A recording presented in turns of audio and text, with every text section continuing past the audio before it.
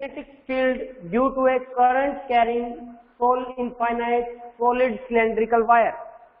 चलिए मान लेते हैं ये एक वायर अपना, this is solid wire, we have to find the magnetic field due to this conductor, solid conductor, first one outside, second one inside and surface, तीनों निकालते हैं सेम वही। बट यहाँ पे जो मेरा करंट है बच्चे वो पूरे के अंदर फ्लो कर रहा है, पूरे कंडक्टर में चल रहा है, तो मुझे क्या चाहिए, एक करंट तो पता नहीं, अब तो पहले तो क्या होलो में क्या था, पूरा current at the surface of conductor, but solid में तो करंट अंदर भी मूव कर रहा है, तो बच्चे हम एक क्वांटिटी यूज करेंगे, current density. I think all you all know about, yes sir, current density J, yes, current per unit area J equals to I by A, area, current per unit area. तब जब area कम होगा तो current भी कम होगा, पूरे में current चल रहा है I, अगर अंदर जाऊंगा तो करंट कम हो क्योंकि एरिया कम कर दूंगा मैं। चलो पहले लेते हैं आउटसाइड का बच्चे। Number one, outside the wire, solid sphere वाले जैसा कुछ है इसमें। मैं यहां से स्मॉल r डिस्टेंस पे जाके मैंने मैग्नेटिक फील्ड निकाला, B mu naught I divide by 2 pi r। ये तो जो सिंगल एक वायर बनाता है उसी की तरह ही बनेगा ना, सिंगल वायर की तरह ही बना। Yes sir. अब बात करते हैं बच्चे इनसाइड की, जिसमें सोचने वाली बात है, इनसाइड द वायर। अब इनसाइड द वायर में देखो, मान लो मैंने एक छोटा सा रेडियस r लिया और एक लूप बनाया। अब इस r का रेडियस स्मॉल r, ये छोटा है बच्चे, इसमें लिख लो, यहाँ पे आउटसाइड का मतलब है r is greater then r, यहाँ पे r is less than r। अरे भाई अगर r कम हुआ तो क्या उसका एरिया कम होगा क्या? एरिया क्या है इसका? Yes sir. कितना एरिया है? पाई आर स्क्वायर होगा क्या? पाई आर स्क्वायर, यस सर। हाँ, पूरे का एरिया था पाई कैपिटल आर का स्क्वायर। इस छोटे का एरिया कितना? छोटे का एरिया कितना बच्चे? पाई छोटा आर स्क्वायर। यस, तो मैं J equal to I pi r square ये लिख दूं, तो करंट की वैल्यू कितनी आ जाएगी बच्चे इसमें? अरे मैं डिवाइड है, सॉरी, ये इधर आ जाएगा I equal to J into pi r square. अब इसमें J करंट नहीं है, अब इस छोटे वाले जो मेरा एम्पियर लूप है इसके अंदर इतना करंट है। क्यों? क्योंकि एरिया कम हो गया तो पूरा करंट का कुछ पार्ट है ना। J into pi r square is the current inside, इसके अंदर, इस छोटे से इनसाइड, ये एम्पियर्स वाला लूप था, इसके अंदर करंट इतना है। निकालो मैग्नेटिक फील्ड। मैग्नेटिक फील्ड का फॉर्मूला एम्पियर्स लॉ लगा दूं। अब यहाँ पे तो पता नहीं मुझे, तो एम्पियर्स लॉ लगाना पड़ेगा। एम्पियर्स लॉ क्या था याद करो, B dot dl close loop equal to mu naught I inside, yes और नो, यही था। अभी तो मुझे पता है कि हर पॉइंट पर सेम है तो कांस्टेंट ही रहना है, B बाहर। अब dl कितनी, इसकी टोटल लेंथ कितनी हो जाएगी बच्चे? 2 pi r small r equal to mu naught I inside की वैल्यू आपने निकाली J pi r square, J pi r square.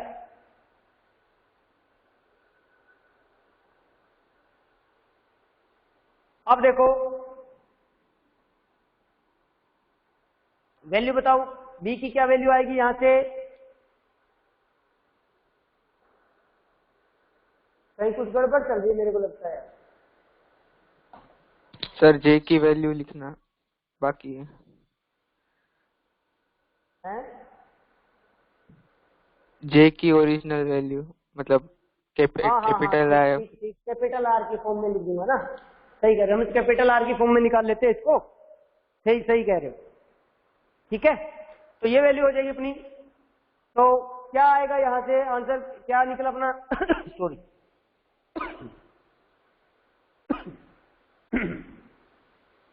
B dot dl equals to 2 pi r square, ये है, ठीक है। नहीं चलो यहीं से करूंगा तो भी ठीक है यार, कुछ ना कुछ आ ही जाएगा। चलो देखते हैं, रुक जाओ। तो बच्चे एक आर से एक आर गया, एक पाई से एक पाई गया, बचा क्या? डी की वैल्यू क्या आई देखना जरा, mu naught J small r divide by 2। क्या यही वैल्यू आई? क्या यही वैल्यू आई अपने पास? Yes sir. तो बच्चे देख, म्यू नोट क्या है? Permeability of free space constant. 2 क्या है? जे क्या है? करंट की डेंसिटी। ये तो कांस्टेंट है ना करंट की डेंसिटी, तो ये थोड़ा ना कि करंट इतने में ज्यादा है, यहाँ पे कम है, यहाँ पे कम है। अरे करंट तो जो डिस्ट्रीब्यूटेड है वो ये तो यूनिफॉर्मली है ना। Current is uniformly distributed through all the solid cylindrical wire. उसमें हर जगह थोड़ा थोड़ा सेम करंट है, ये नहीं है, ये नहीं कह रहा कि 90% ये ले गया, 5% इसके पास बचा, 5 यहाँ बचा, नहीं, सब में इक्वल इक्वल करंट डिस्ट्रीब्यूटेड है। इसमें जे भी क्या है? कांस्टेंट। जे होता है करंट पर यूनिट एरिया। ये थोड़ी ना कि जे यहाँ पे अलग हुए, यहाँ पे अलग हुए, यहाँ पे। जे इज ए कांस्टेंट वैल्यू। जे एक रेशियो बताता है कि करंट पर यूनिट एरिया में कितना बिख रहा है, हर जगह कितना कितना बिख रहा है, ठीक है ना। हो सकता है यूनिट एरिया में 1 एम्पीयर हो सकता है यूनिट एरिया में 2 एम्पीयर, लेकिन फिक्स है वो यूनिट एरिया। यहाँ पे भी हो सकता है, यहाँ पे भी हो सकता है, यहाँ पे भी, हर जगह हो सकता है। तो जे भी कांस्टेंट, तो बी किसके प्रोपोर्शनल मिला यहाँ से? यानी कि जैसे जैसे आर बढ़ेगा बी भी बढ़ेगा। तो सेंटर पे आर की वैल्यू कितनी बच्चे? 0। बिल्कुल सेंटर पे मैग्नेटिक फील्ड कितना है? 0। और जैसे जैसे आर की वैल्यू बढ़ेगी बी की वैल्यू भी बढ़ेगी। चलो अब सरफेस पे आते हैं। एट सरफेस 3 पे, नंबर 3, एट सरफेस। सरफेस में यानी कि R equals to capital R, तो B equals to mu naught I divide by 2 pi R। Done? हाँ या ना?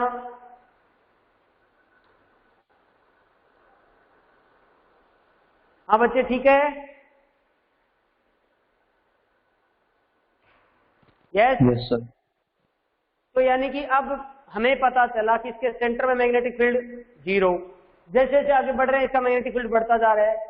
आर पे आके मैक्सिमम हो गया सरफेस पे, फिर सरफेस से जैसे दूर जा रहे हैं फिर वो कम होना स्टार्ट हो गया। देखो, जब बाहर जा रहे हैं तो आर इनवर्सली प्रोपोर्शनल है, अंदर चल रहे हैं तो आर डायरेक्टली प्रोपोर्शनल है, और सेंटर पे आर की वैल्यू फिक्स हो गई। तो इसका ग्राफ बनाओ, बी आर वर्सेस बी का। तो एक पॉइंट ये 0 है, यहाँ पे आर की वैल्यू आर के बराबर। तो कैसा ग्राफ बना रे? ये पॉइंट जब मैक्सिमम था आर की वैल्यू आर, तो यहां से यहां तक वैल्यू बढ़ी, फिर उसके बाद कम होना चाहिए। R is greater than, less than R, R is greater than. क्या ये ठीक है? पिछले में इनसाइड कोई था ही नहीं, बस इसमें इनसाइड है।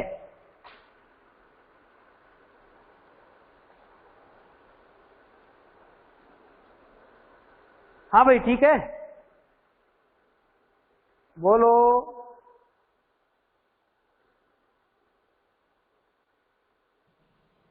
Yes sir. चलो जी, अब आ जाते हैं नेक्स्ट अपने पास, magnetic field due to a long straight solenoid, जो हमने बायोट सेवर्ट लॉ में निकाला था। उसमें तो देखो θ1 यूज किया, θ2 यूज किया, डी थीटा लिया, थीटा लिया, पता नहीं क्या क्या चीजें ली, तब जाके हमने इतनी बड़ी कैलकुलेशन निकाली। अब बायोट सेवर्ट लॉ की हेल्प से एक छोटी सी लाइनों में हम उसको फाइंड आउट कर लेंगे। चलो, एप्लीकेशन नंबर 4,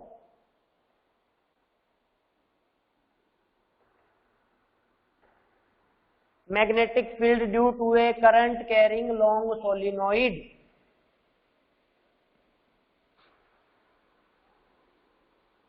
कितनी वैल्यू आई थी सोलिनोइड के अंदर, याद है कुछ?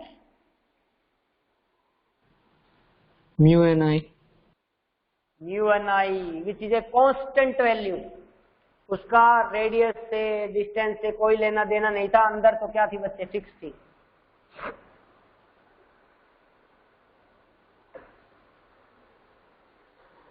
Current carrying long straight solenoid.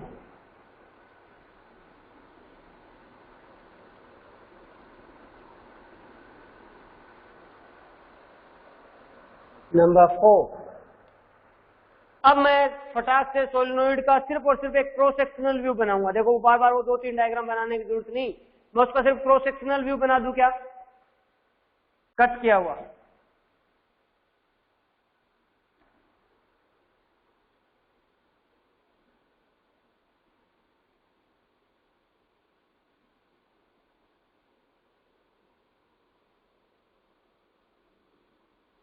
क्या यही ऐसा कुछ था?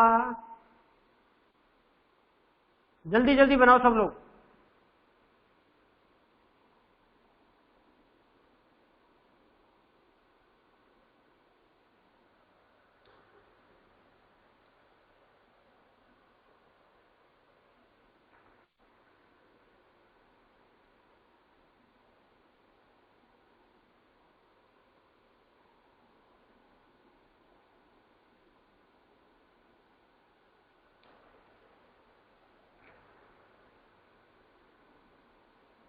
ये इसकी एक्सेस है। क्या ऐसा कुछ था?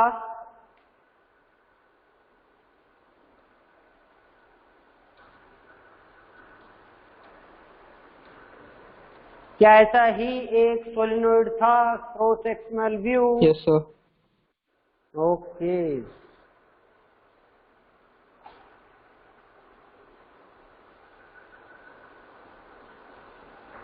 अब इसके अंदर छोटी छोटी चीजें हमने लास्ट टाइम भी मानी थी। n number of turns per unit length, small n माना था ना, कुछ याद है? Number of turns per unit length,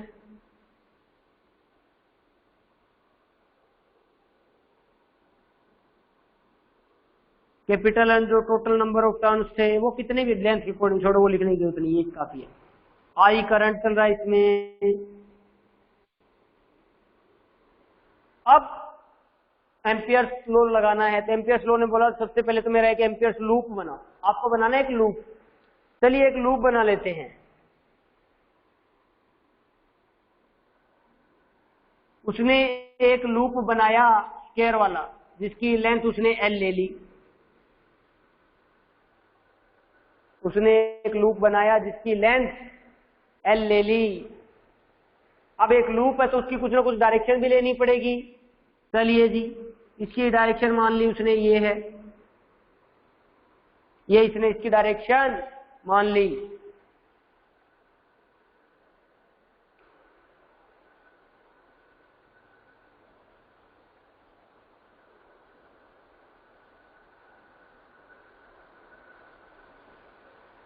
अब मुझे बताओ इसके अंदर करंट कितना है? अगर कोई आपसे पूछ ले करंट इनसाइड कितना है, यहाँ पे जल्दी से बता दो।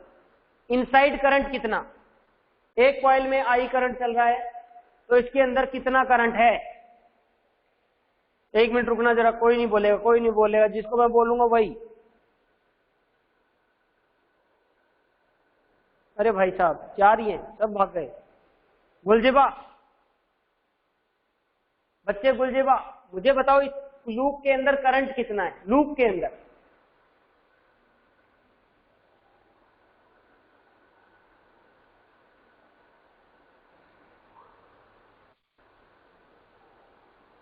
गुलजेबा, बेटा हाँ ना का जवाब तो दे।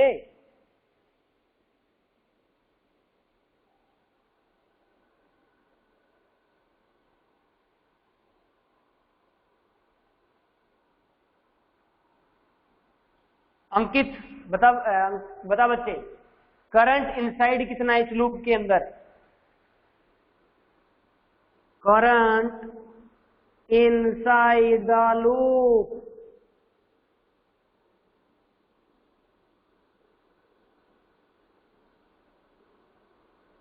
बता दे भाई। अंकित, विनय,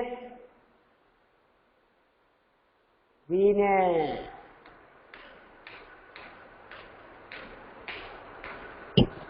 सर NDX।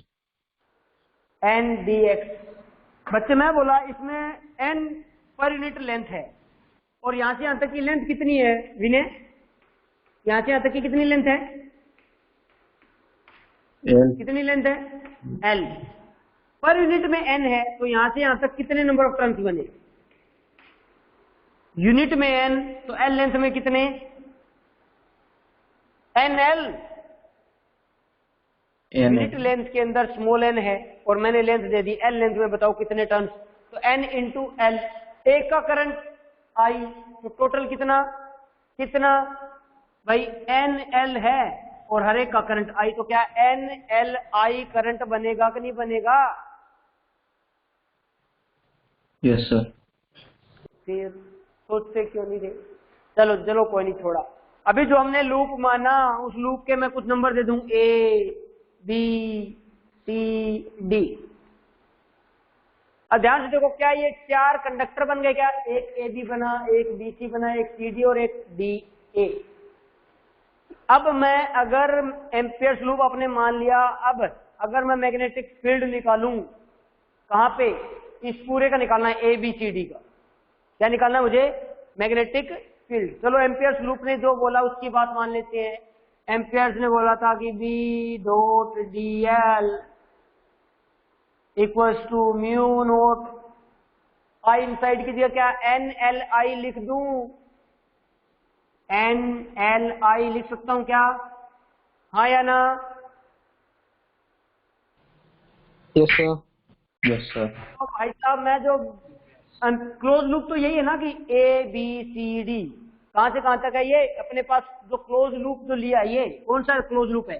ABCD का क्लोज लूप है। भाई पूरे की वजह से म्यू नॉट I के बराबर होना चाहिए, ये तो एम्पियर्स ने बताया। चलो इसकी लेफ्ट हैंड साइड देखते हैं। इस लेफ्ट हैंड साइड को देखूं मैं कि B डॉट DL कहां से कहा? ABCD पूरे लूप के लिए। क्या मैं इसको B डॉट DL AB के लिए ले लूं?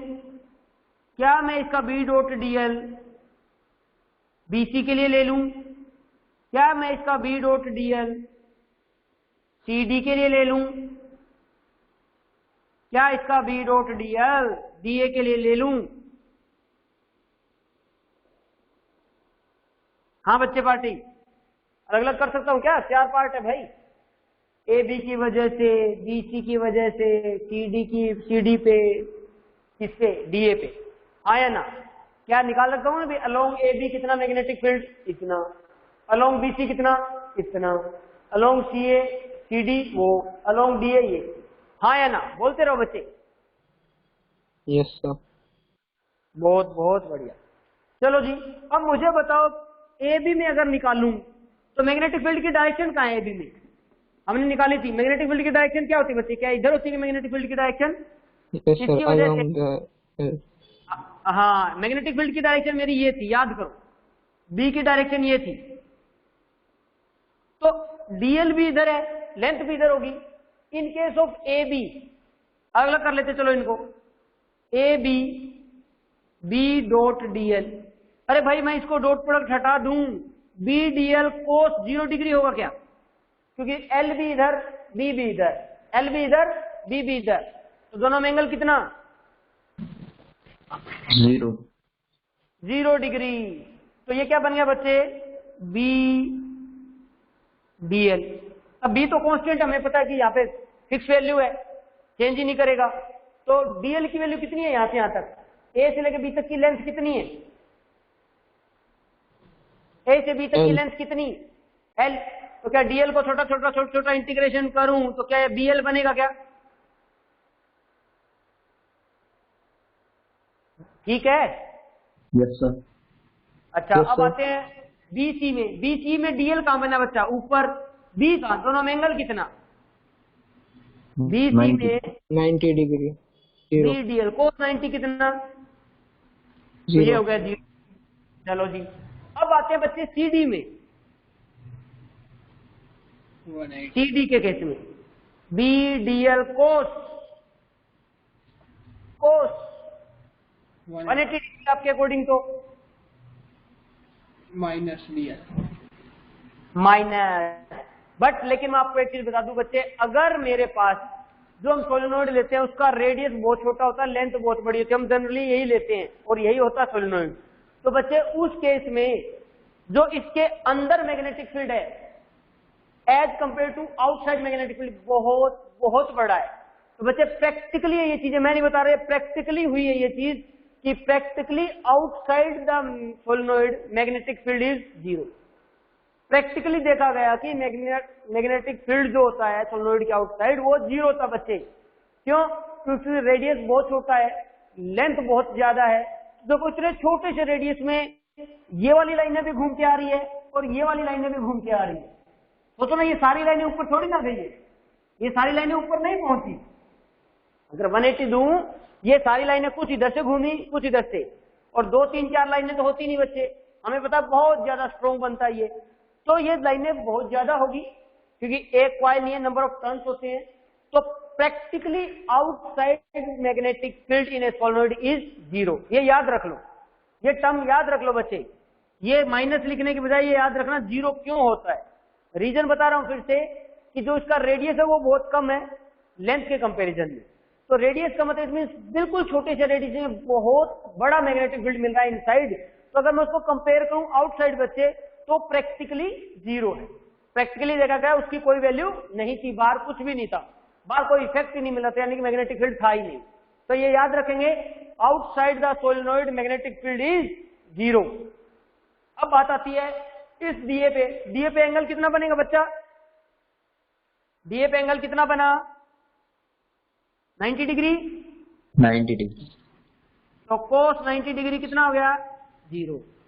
यानी कि आपको पता चला कि ए बी सी डी में से सिर्फ ए बी यहीं पे इसके अलोंग मैग्नेटिक फील्ड मिल रहा है, ना यहां मिल रहा, ना यहां मिल रहा, ना यहां पे मिल रहा, कहीं नहीं मिल रहा मैग्नेटिक फील्ड।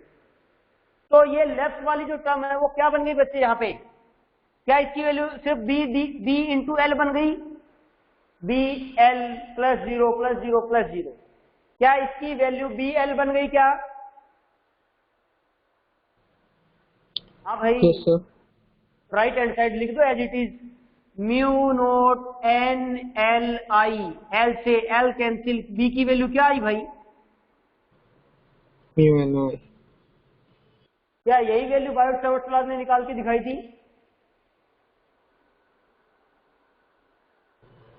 Yes, sir. क्या? तो बेटा ये इसने देखो ना, इसने बिल्कुल दो मतलब कुछ नहीं करना, मेरे वाला फॉर्मूला लगाओगे फटाफट बी डॉट डी एल करते जाओ, आंसर आ जाएगा।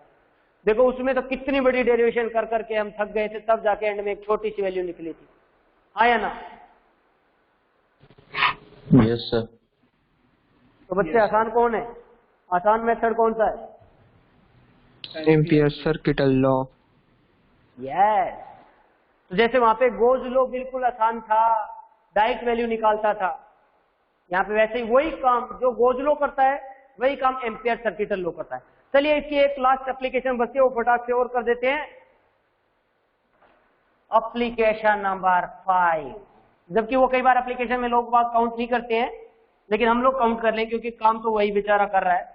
एम्पियर्स लूप ही तो इसमें काम कर रहा है। एम्पियर्स लो, सॉरी लूप नहीं।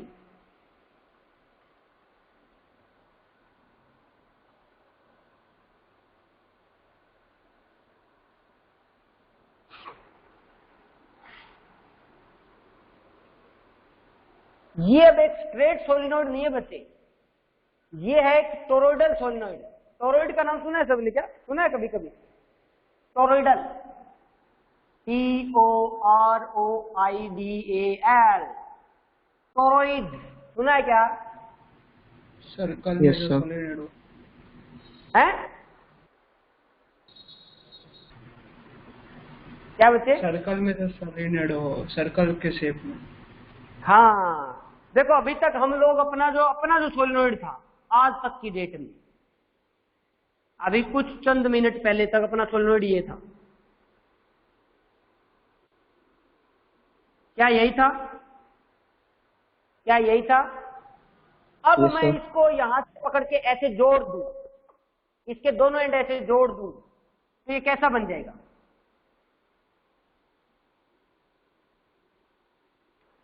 और यहां से वायर आया, ठक ठक, पूरा वही वायर है भाई, वायर थोड़ा ना चेंज किया। क्या इसको घुमा के मैं ऐसा बना दूं तो इसको टोरोइड बोल देते बच्चे, टोरोइड, टोरोइडल सोलिनोइड। हाँ या ना? Yes sir. बना दिया ना भाई, सोलिनोइड बोला है उसने, सोलेनोइड क्या था, number of turns bounded very closely into form a cylindrical shape. सब कुछ तो कर रहा है बेचारा, क्या कर रहा है, सब कुछ कर रहा है, कुछ बोलता ही नहीं फालतू।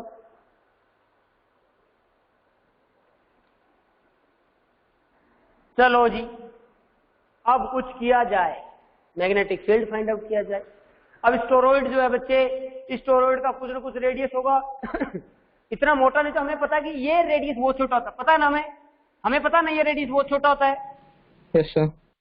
अब इस बेचारे का तो रेडियस तो सर्कल में आ गया, ये सर्कल ओ, ये रेडियस ले लूं बच्चे कैपिटल आर, क्योंकि ये तो बहुत छोटा है भाई, बहुत छोटा है, ये रेडियस ले लिया मैंने, चलेगा?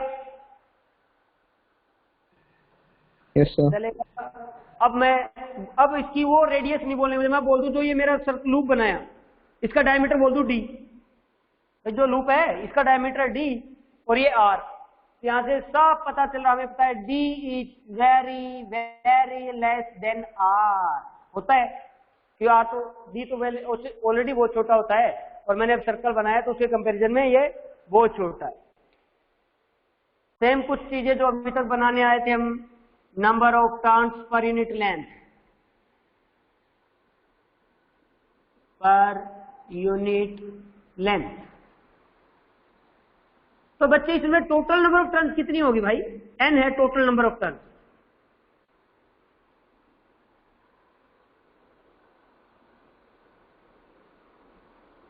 भाई पर यूनिट लेंथ पे स्मॉल n है तो कैपिटल N कितना होगा, टोटल टर्न्स कितनी हो जाएगी? Small n into 2 pi r. Yes, small n into 2 pi r, क्योंकि टोटल n तो बेचारे की 2 पाई आर ही है, याद रख लेना ये। अगर स्मॉल n पूछे तो यहां से निकाल लेना, कैपिटल N तो निकला ही हुआ है, चलेगा?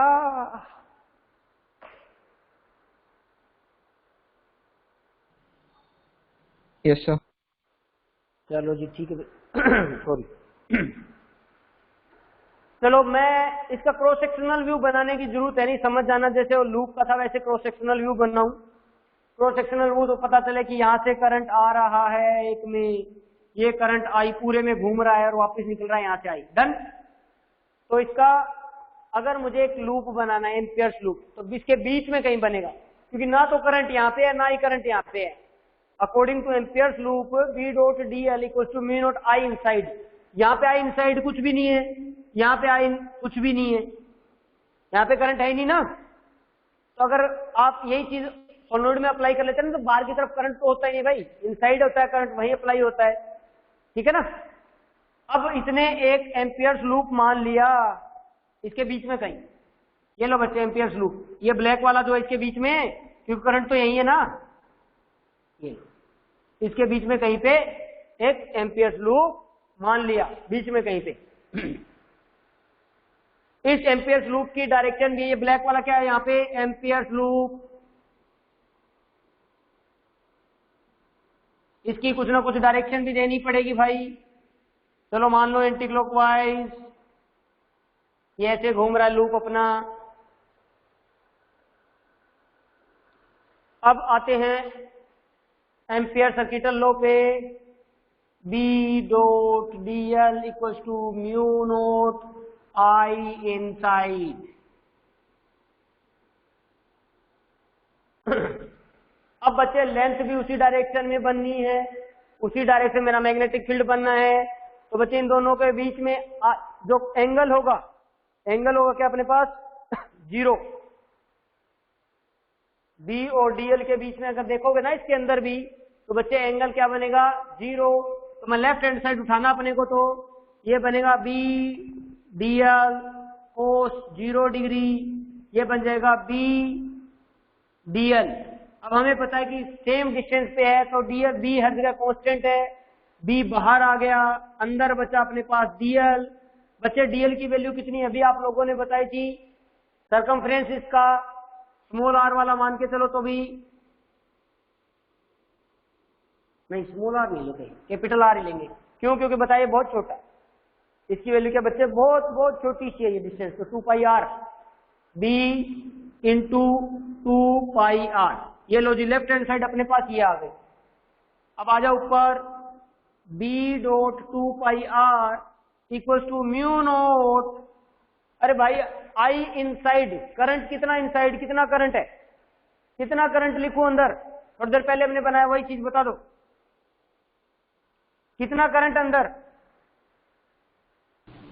जितनी नंबर ऑफ टर्न्स है N 2 pi r I, n 2 pi r I, यानी कि small n 2 pi r into I, क्या यही था? देखो जरा इसमें क्या, 2 पाई आर से 2 पाई आर उड़ गया, बचा कौन, बचा कौन, क्या ये Not n straight into solenoid, I. क्या स्ट्रेट सोलेनोइड में यही चीज आई थी क्या? Yes sir. तो बेटा दोनों में सेम वैल्यू आती है।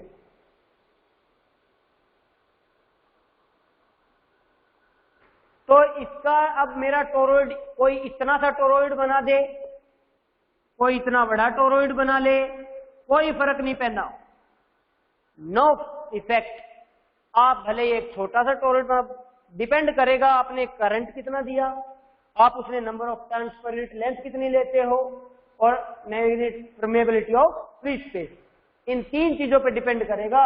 रेडियस, टोरॉइड छोटा, इतना बड़ा, इतना बड़ा, मैग्नेटिक फील्ड का कोई फर्क नहीं पड़ेगा, यानी कि magnetic field is independent of radius of the toroid. Yes students, clear है? यानी कि इसमें मैग्नेटिक फील्ड कैसा बनता है, कांस्टेंट। यस और नो, बोलो रे। Yes sir. चलो जी, अभी अपने पास 10 मिनट और है, 10 मिनट में बचे हुए हमें एक और टॉपिक कवर करेंगे इसी का ही। ये बुक में नहीं, अपनी टेक्स्ट बुक में कुछ अलग ही है, रेफरेंस बुक्स में मिलेंगे ये चीजें। लॉन्ग शीट ले लेते चलो, उसमें भी एक शीट थी क्या गोजलो में, क्या गोजलो में एक शीट यूज करी थी क्या हमने भी इलेक्ट्रिक फील्ड निकालने के लिए? Yes sir. Yes sir. हाँ, अरे उसी से तो कैपेसिटर बना था, तो यहाँ पे भी एक शीट ले लेते चलो, नहीं वरना शीट बुरा मान जाएगी, बाकी सबको लिया हमें नहीं लिया।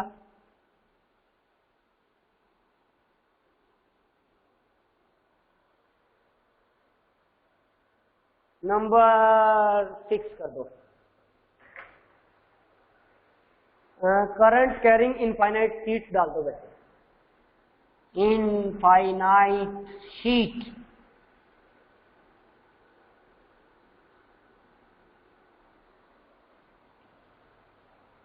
नंबर 6। अब अपनी एक शीट लो, कैसी, इनफाइनाइट। मैं शीट को ऐसे रख देता हूं बच्चे, देखना शीट को कैसी होती है मेरी शीट, तो मैं तो जनरली ऐसे लेता हूं, वहां पे तो मैंने ऐसी ली थी, है ना।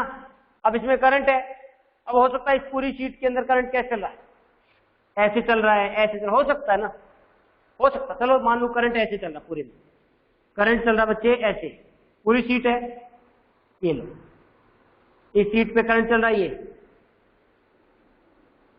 आई करंट सब पे ऐसे चल रहा है। अब मैं शीट को यहां से देखूंगा, यहां से, ये कोने से, तो शीट कैसी दिखेगी,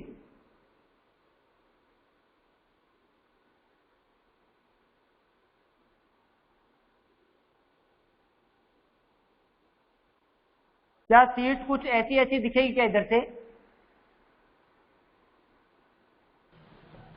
Yes sir. यही शीट है, मैं इस साइड से देखा सारे करंट अंदर जा रहे हैं, तो मैंने ऐसे बना दिया, मैंने एक कोना लिया, क्यों?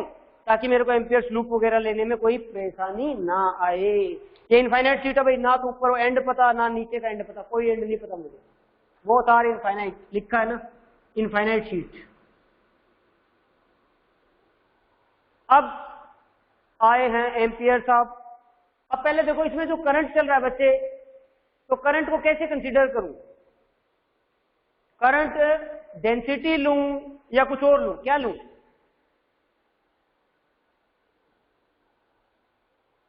क्या यहां पे क्या लिया जाएगा?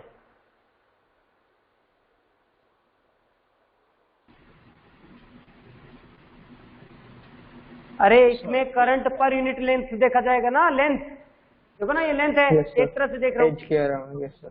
क्योंकि करंट तो सीधा जा रहा है ना, कोई भड़ थोड़ा ना रहा है। तो इसमें मैं ले लेता हूं इसका कुछ भी मान लो, कोई कुछ भी माने, मैं इसमें मान लेता हूं लैम्डा, लैम्डा दे रखा है इसमें एम्पियर पर मीटर, यानी कि करंट पर यूनिट लेंथ।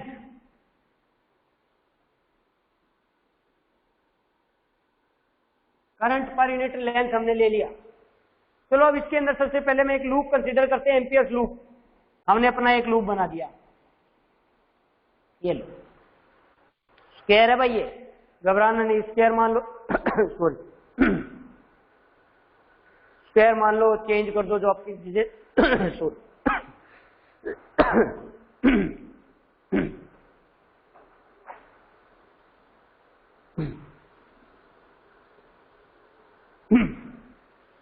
ठीक है। मान लो मैंने ये डिस्टेंस ले लेता हूं बच्चे L, मान लो ये L है, ये डिस्टेंस ले लिया मैंने D, ये भी डिस्टेंस कितना D, उसमें से एक होलो सिलेंडर पास किया था, इसमें हमने एक शीट बनाई थी, याद करो, उसका गोजियन सरफेस का सिलेंडर, यहाँ पे अपने पास लूप बनाना अपने को, तो एक मैंने लूप बना दिया, ये दोनों तरफ सेम है, दोनों तरफ D डिस्टेंस पे बना हुआ है। अब लूप है तो लूप के कुछ नाम भी देने पड़ेंगे, let A B C D. और लूप है तो लूप की कुछ ना कुछ मुझे डायरेक्शन भी लेनी पड़ेगी। लीजिए ए से बी, बी से सी, सी से डी, डी से ए। क्या सब कुछ आ गया अपने पास? हाँ बच्चा, चलो जो हमने पहले बनाया था बातें, एम्पियर्स लूप, सर्किट लॉ क्या था? B dot dl equal to mu naught I inside. अब मैं B dl अपने पास किसके क्रॉस लेना बच्चे? ए बी के cross, along B C, along C D और अलोंग डी ए। सेम जो सोलेनोइड में किया था वही चीजें करते हैं इसमें भी जल्दी जल्दी।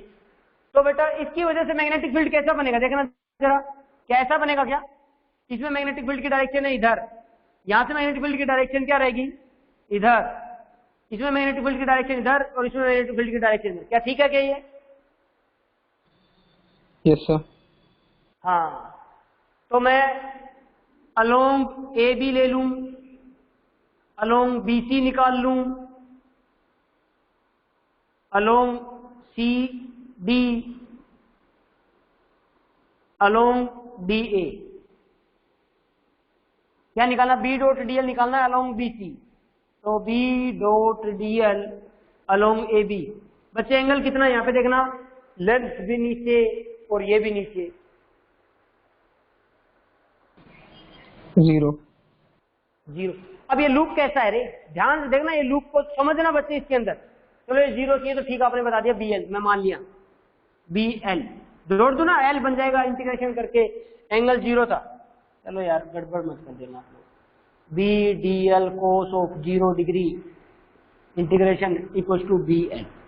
डन। अब आ जाओ नीचे वाला, नीचे वाले में बताओ एंगल कितना बच्चे?